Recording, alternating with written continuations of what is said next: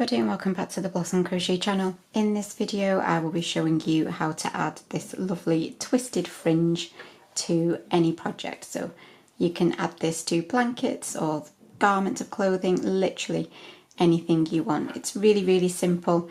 It is a little bit time consuming, but it's one of those mindless ones that once you get going you can just do it while you're watching the telly or listening to an audiobook, anything like that. So like I say, it's really simple. And you can add it to literally anything you want. All you're going to need is your yarn, your hook, and something to use as a measure.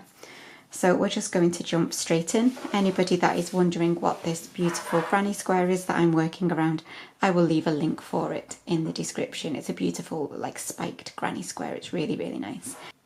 If you don't already subscribe to my channel, then make sure that you do that now by clicking the subscribe button, and then also click on the little bell icon and choose to receive all notifications. And by doing that, it will make sure that you are always let know when I've uploaded something new.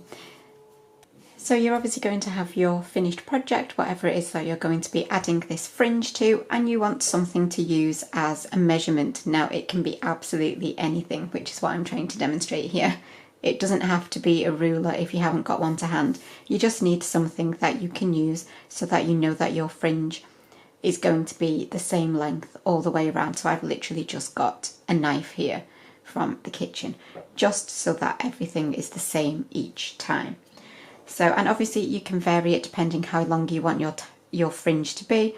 Obviously the longer that you use at the beginning, the longer your twisted fringe will be. But this is probably, I don't know, it's maybe 6 or 7 inches, so that just gives you an idea. So you're going to start just with a slip knot on your hook. And when it comes to any sort of border, I personally always like to attach in the corner. And to do so, we're just going to slip stitch into that corner space. If your project you want to start along the sides, then you absolutely can. You can start this fringe absolutely anywhere. So I've slip stitched now, and now I'm going to bring in what I'm using for my measurement. As you can see, I've got this kitchen knife, and you're just going to draw up. You're going to keep your slip stitch at this end, and then you're just going to pull up a loop, which is the same as whatever you're using for your measurement. And at this point we're going to start twisting. So you're going to pinch the slip stitch and you're going to start twisting. It doesn't matter which way you twist, so long as you continue to twist in the same direction for the whole of the project. 2, 3, 6, 7, 8, 9, 10, 11, 12, 13, 14, 15. So I have twisted that 20 times, so I'm going to stop there, and then we're going to slip stitch back down into the same space that we came up from before. Now don't worry about the little tangle that happens. Like I say, you're just going to slip stitch, and at this point you can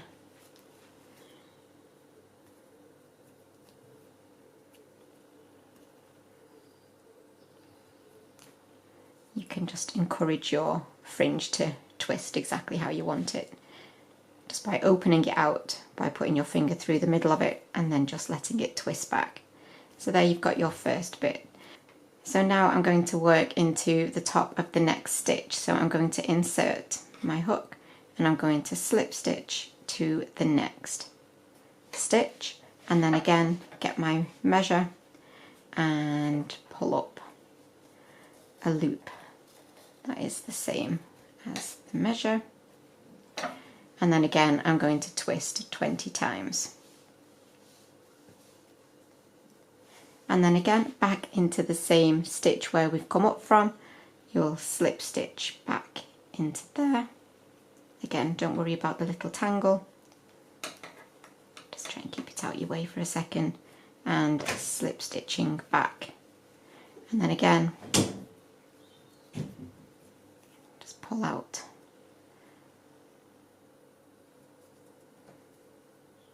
and just encourage it to twist exactly how you want it.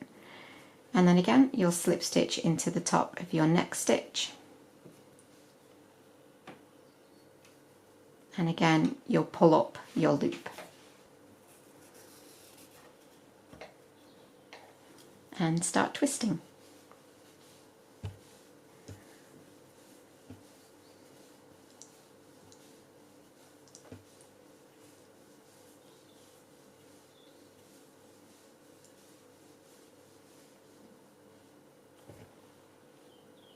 And once again, you will slip stitch back into that same space. And then again, slip stitch to the next. And you'll repeat that all the way around your project. Let me just encourage this one to do what I want it to do. There we go.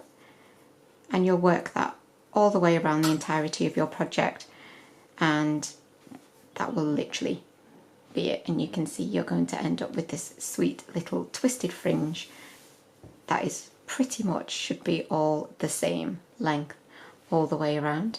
But that is all you need to do. It's super simple. So I really do hope that you've enjoyed the tutorial. If you have, please do remember to give it a thumbs up, like a comment, let me know what you think. But I will see you for another tutorial really soon. But thank you as always for watching, and bye for now.